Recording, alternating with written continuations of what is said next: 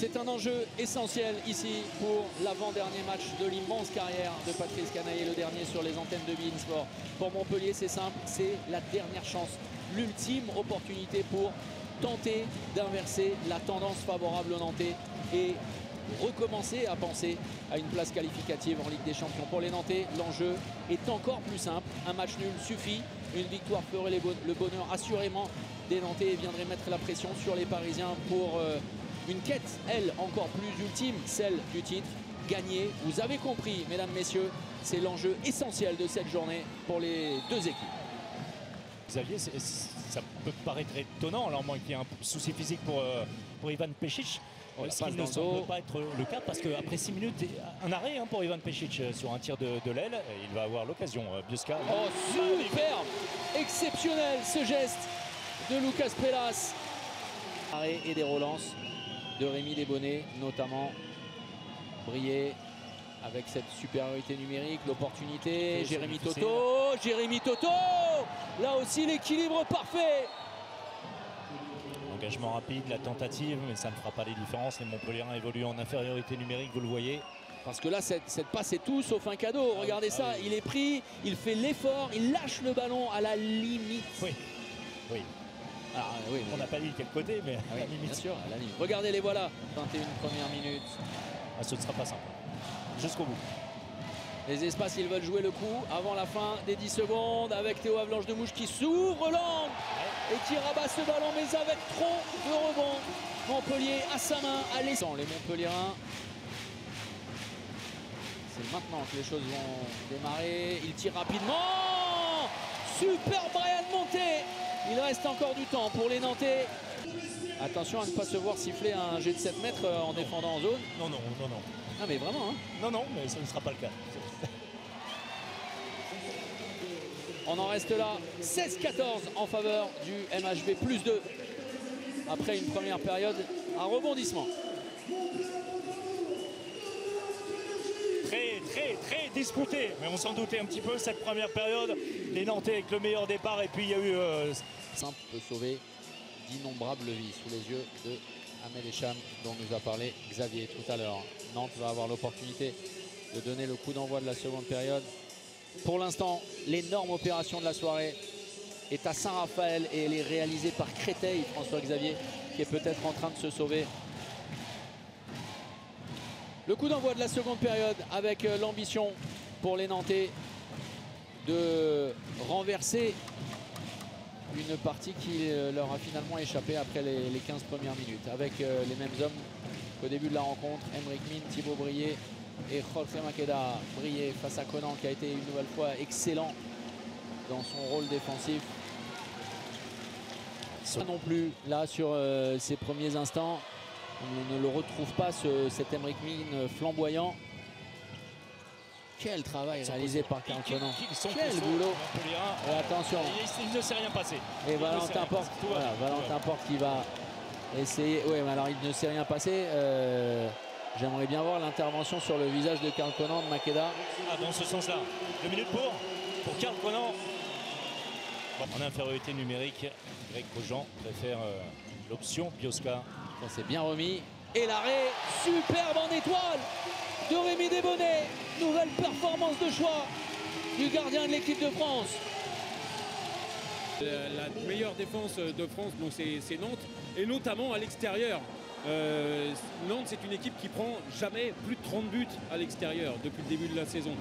Là, on est quand même parti pour en prendre beaucoup. La fermeture des jambes de Rémi Desbonnets, la relance, l'accélération, Yanis Lenne, plus 3, puni. Les Nantais à nouveau sur le jeu rapide montpelliérain, c'était la crainte de Grégory Cogent. Il l'avait déclaré en conférence de presse. Suite à cet échec, Emric Min, accompagné par Valentin Porte et Thibaut Brier qui réclame un marché de Yanis Lenne, ça ne changera rien. Si ce n'est Ce que je veux dire, c'est que ça n'est pas un grand Nantes, mais Nantes est là. Nantes est présent. Non, bien sûr, bien sûr. Et c'est surtout extrêmement difficile parce que la débauche d'énergie. Ça, c'est très bien joué. C'est bien Lucas de la Bretèche. Il avait marqué de l'autre côté en première période sur un poste circonstanciel d'arrière droit. Cette fois sur un poste d'arrière gauche avec une bonne finition. C'est important ça, Alexis Berthier. C'est pas mal engagé. Oui, lui qui jouait à ce moment-là sur le poste de demi-centre est invité au Final Four. La récupération, Karl Conan partout avec ses longs tentacules, avec la passe pour Lucas Pelas. Le plus 4, le plus 3 à nouveau en faveur du MHB. 24-21, pardonnez-moi, devant les 9 mètres. Sur sa ligne, Pešić. Et bien voilà, le meilleur moyen. Il a raison, Lucas Pelas, avec le caractère qui est en. Makeda qui va y avoir le droit. Et là, qui tombe sur Rémi Desbonnets. Comment faire vriller l'Espagnol, le meilleur moyen avec Arthur Led. Le jet de 7 mètres. Notamment l'un sur Valentin Porte avec le croisé. Non, la récupération, une opportunité. Il prend tout son temps. Il jauge la situation, c'est précis. Et ça relance peut-être les ambitions nantaises.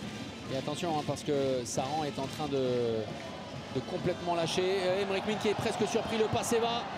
Avec le désespoir de Karl Conan sur le banc sur cette ce soir. Dijon est en train de disparaître de la Ligue Imoli Star League. Le parfait enchaînement de Jorge Makeda. Et voilà comment le bulldozer espagnol remet les deux équipes à hauteur. 26 par. Mais catastrophique dans l'intervention. Vous allez le voir avec l'avant-bras. Jorge Makeda qui s'en défend, mais il n'y a absolument rien à dire. Boum, regardez ça, regardez ça. Si, il y a quelque chose à dire. Ça, c'est carton rouge tous les jours pour Jorge Makeda. Voilà. Et qui a l'intelligence en plus de regarder le public. Carton rouge, merci. Ah oui, c'est une disqualification pour Makeda. Oui. Ah oui, ça n'est pas un cas. Alors oui, mais ça change, il n'a pas de rapport hein, là-dessus. C'est pas bleu, hein, c'est pas rouge plus bleu, c'est troisième exclusion temporaire et disqualification. Le public du FDI Stadium aura eu raison. Blanche de Mouge, Julien Bosse, brillé, la remise parfaite de Julien Bosse et le but de Jérémy Toto. La deuxième fois que la relance est. On les chercher un petit peu sur les côtés, ce qu'a bien fait Montpellier. Nantes la centrale. Quelle lucarne trouvée. L'impact de Thibaut Brié là-dessus pour remettre les deux équipes à égalité. Charles Bolzinger. L'arrêt de Pešić sur un tir trop moyen. Nantes qui a même l'occasion de reprendre les devants. Aymeric Min. Oh super. Aymeric Min qui envoie pour le moment Nantes en Ligue des Champions et qui permet au H de reprendre l'avantage. Et le ballon qui va être récupéré. C'est lui. Il le gratte jusqu'au bout. Coast to coast. Oh, exceptionnel la roucoulette d'Aymeric Min. Quelle seconde période. Thibaut Brié de la Bretèche avec Julien Bosse. L'intervention. Et derrière, Théo Bonnard qui au match aller avait libéré le peuple violet. Envoie le public venu ici. Les ultras sont tous à leur bonheur. Le succès 33-31.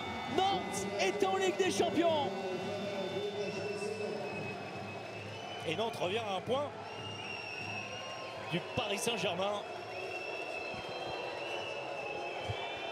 Ils ont été forts parce que vous l'avez dit, on avait la sensation au cœur de la seconde période qu'il n'y avait plus tellement d'énergie. Ils ont su à ce moment-là, à -4, on le rappelle, revenir en quelques minutes, en 2-3 minutes, 2 ballons gagnés par Aymeric Min, 4 buts inscrits coup sur coup par les Nantais.